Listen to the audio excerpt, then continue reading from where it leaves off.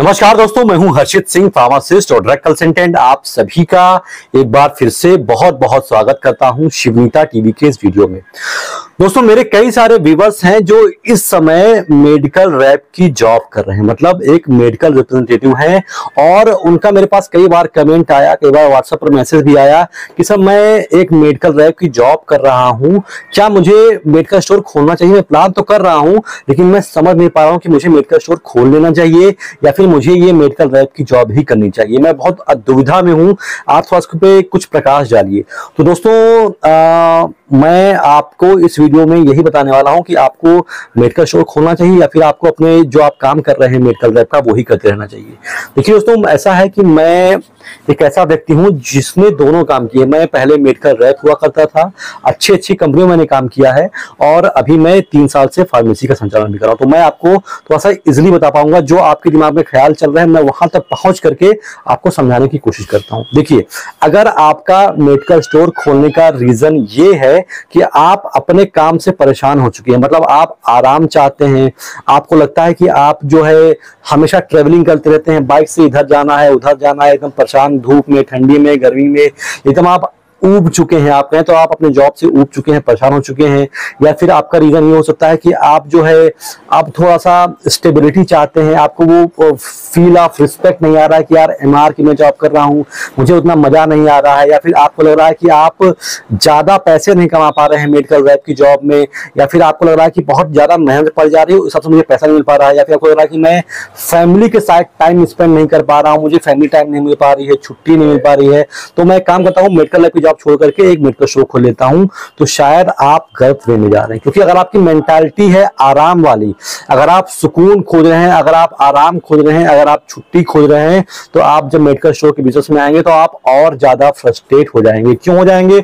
उसके पीछे का बहुत सिंपल रीजन है। अभी आप जॉब कर रहे हैं, आपकी मेंटालिटी जॉब वाली है, आपकी सैलरी हर महीने की 30 तारीख को, 31 तारीख को आ जा रही है, तो आपको थोड़ा सा रिलैक्स फील होगा। लेकिन आप जब जॉब छोड़ करके जब आप बिजनेस में आएंगे तो कोई जरूरी नहीं है कि आपके पास हर महीने उतनी पैसे भी आ रहे हैं जितने आप एमआर के टाइम में कमाते थे। हो सकता है कि आपकी इनकम स्टार्टिंग फेज में उससे भी कम हो जाए, आप और ज्यादा फ्रस्ट्रेट हो जाओ, आप और ज्यादा परेशान हो जाओ पैसे को लेकर के। आप सोचो कि यार वहां तो अच्छा पैसा मैं कमाता था, मतलब मेरे इंसेंटिव भी आते थे, सैंपल गिफ्ट भी आते थे, सैलरी भी आती थी, सब कुछ आता था, बढ़िया था, कोई दिक्कत नहीं थी। अब इसमें जॉब छोड़ करके मैं इसमें आया हूँ, बहुत दिक्कतें हो रही हैं यार, उतना पैसा भी नहीं मिल पा रहा है।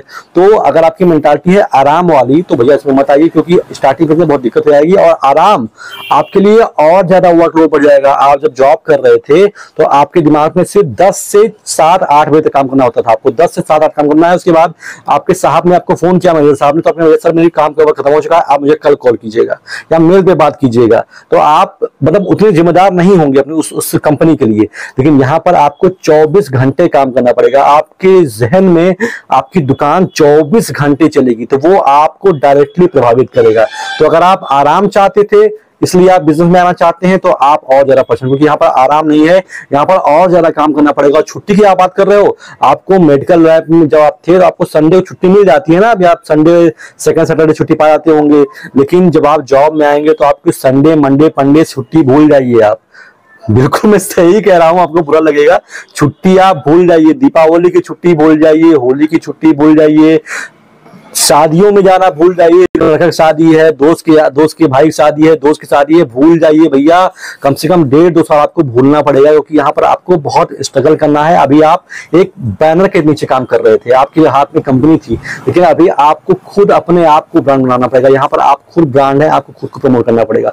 तो मेरा कहने का मतलब ये है कि अगर आपके दिमाग में ये है कि मैं बहुत ज्यादा बाइक चलाता हूँ, बहुत ज्यादा मेहनत पड़ती है, मुझे सुकून चाहिए, छुट्टी चाहिए, इसलिए मैं वो छोड़ करके पैसा मेडिकल स्टोर खोल लूं, तो आप बिल्कुल ना खोलिए, आप वही करते रहिए, वही ठीक रहेगा। क्योंकि अगर यहाँ पर आएंगे तो आप और ज्यादा फ्रस्ट्रेट हो जाएंगे।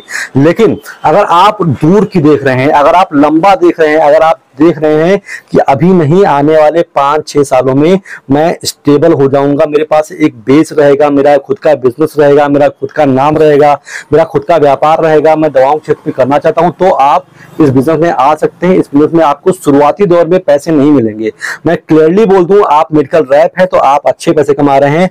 स्टार्टिंग के 1-2 साल में आपको उतने पैसे हो सकता है ना मिले, आपको स्ट्रगल करना पड़े, लेकिन जब आप जितना समय बिताएंगे 5 साल, 6 साल, 7 साल, तो आप उससे बहुत ज्यादा अच्छी स्थिति में आ जाएंगे। और बिजनेस और जॉब का कोई मुकाबला नहीं है। मैं क्लियर कर दूं, जॉब और बिजनेस का कोई मुकाबला है ही नहीं, लेकिन बिजनेस मांगता है धैर्य, बिजनेस मांगता है समय, बिजनेस मांगता है, आप बिजनेस टेस्ट करता है आपके मेंटल स्ट्रेंथ को। जॉब तो आप आज इस कंपनी में छोड़ के उसमें पहुंच गए, आज सिप्ला में, कल एलके में पहुंच गए, परसों रैनबैक्सी में पहुंच गए, संफार्म पहुंच गए, तो जॉब के लिए आपकी लॉयल्टी तो नहीं है। आपकी कंपनी निकलते रहते हैं, कहीं यहाँ झगड़ा हो गया, वहां झगड़ा हो गया तो वहां भाग गया, वहां से चलता रहता है। लेकिन आप बिजनेस के लिए आपको जो कहेंगे आपको वो करना पड़ेगा।